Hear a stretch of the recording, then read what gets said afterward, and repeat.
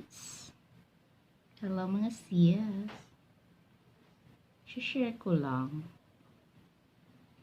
nung kabataan ko tungkol sa sardinas. Nung araw kasi, mura naman ang sardinas. So talagang hindi kami nasanay sa sardinas nung araw. Kasi yung mama ko, ano siya,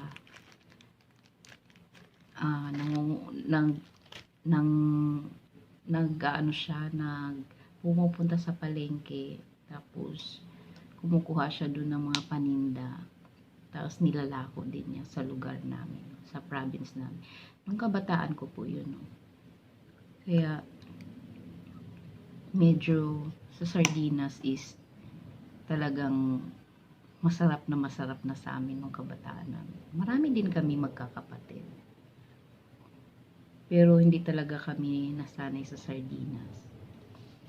Kahit nga sa sa bagoong isda, hindi rin kami nasanay. Kasi si mama ko, masipag kasi yan magtinda-tinda. Sa bukid pumupunta, tas iniikot-ikot ng mama ko yan. Tapos kapag may sobra siya, yung sobra na yun na yung magiging ulam namin. Kunwari, mayroon siyang sobra ng, alam mo yung pansit na may taba na sa ibabaw. Tapos may sari-sari. Niluluto na namin yun. Pero yun na yung, yun na yung tubo ng mama ko doon sa pinagtitinda niya. Kasi din nung time na yun, di ba pumutok din yun na sa sardinas mayroon daw nakikitang daliri. Tinatakot na kami ng mama namin na huwag kami kumain ng ganun. Pero social na yun nung araw pagkakain ka ng sardinas. Social na yun. Pero mas healthy naman yung aming inuulam din nung araw. Kasi gulay, yan. Ginigisa namin yun. Kahit nga sa gulay, minsan wala na, pwede rin yun sa, diba, sardinas. Pinapanggisa din yan. Hanggang ngayon, pwede yun Hindi namin naranasan nung araw.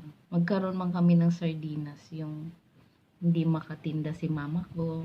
Tapos, nag-aagawan pa kami. Ilang piraso lang yung hiwa, Iilan kami. 4.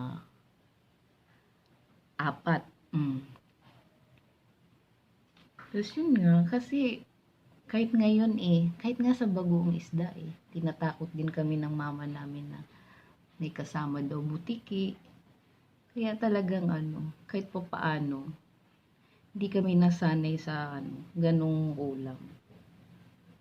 Pero pag talagang walang-wala, doon na kami nakakain ng ganon. Tama yon, nilalagyan ko talaga siya ng toyo at saka kalamansi.